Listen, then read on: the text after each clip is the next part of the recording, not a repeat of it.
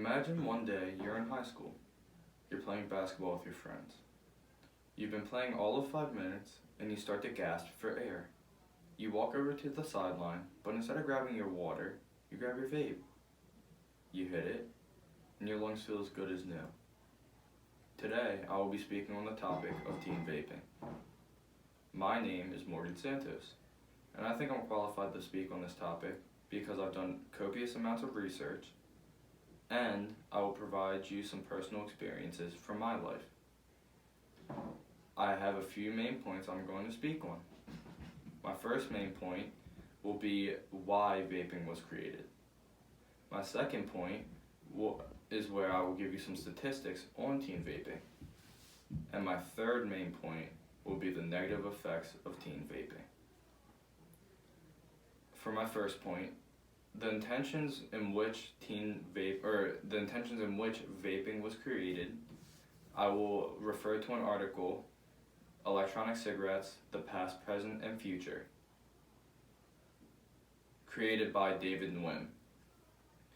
He stated that in 2003, Han Lick created the first electronic cigarette device to be a safer alternative and a more harmless alternative to smoking cigarettes.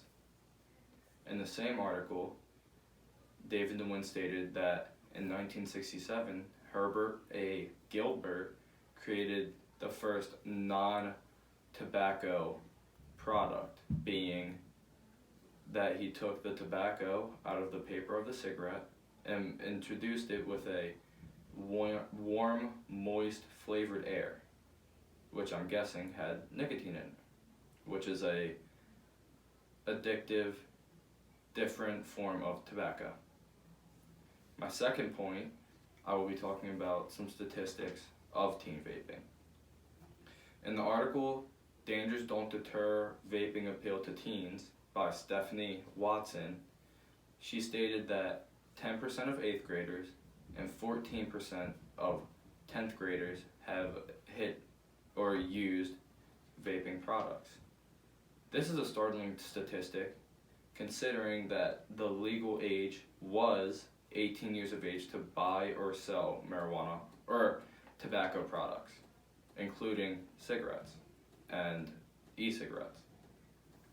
That has recently changed to 21 years of age.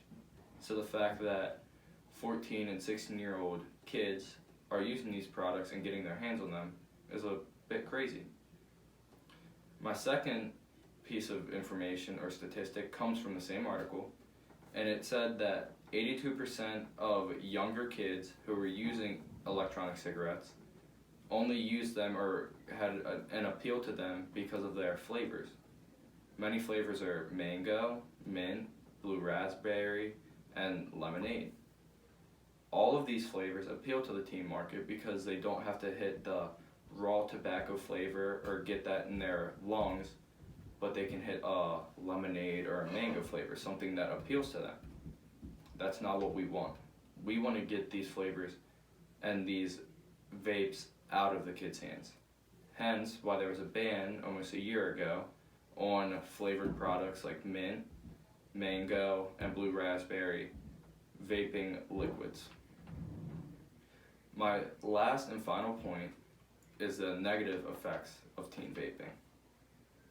In the article, Teen Vaping, What You Should Know, by Jerry Griot, he stated that in a research study done by Harvard University, they found a chemical called diacetyl. Excuse me. Diacetyl is a chemical used in the e-liquids to flavor them. Excuse me again. The research concluded that diacetyl was linked to a very deadly chronic lung illness called bronchiolitis obliterans, more commonly known as popcorn lung. Bronchiolitis obliterans is where the e-liquid that you inhale stays right here in the bottom of your lungs, and it sits there. And as it does that, it squeezes your lungs tighter and tighter until one day they collapse.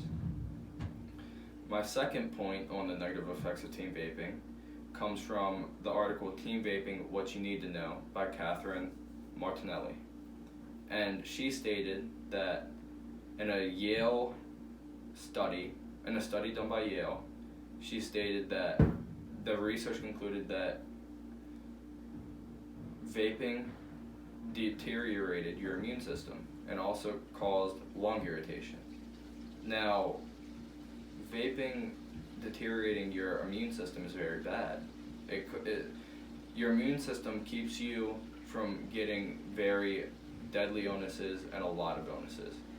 When it breaks down, it opens you up to the ability to draw in and contract more illnesses. That's not what you want. You want to live for a long time. I want to live for a long time. We all want to live for a long time. It's not what you want. Now I'm going to refer to some personal experiences. My name is Morgan Santos, and I used to vape. I started vaping when I was 16, so my sophomore year. So one of these statistics apply to me. I was very stupid for it. I shouldn't have done it. But again, what appealed to me was the flavors.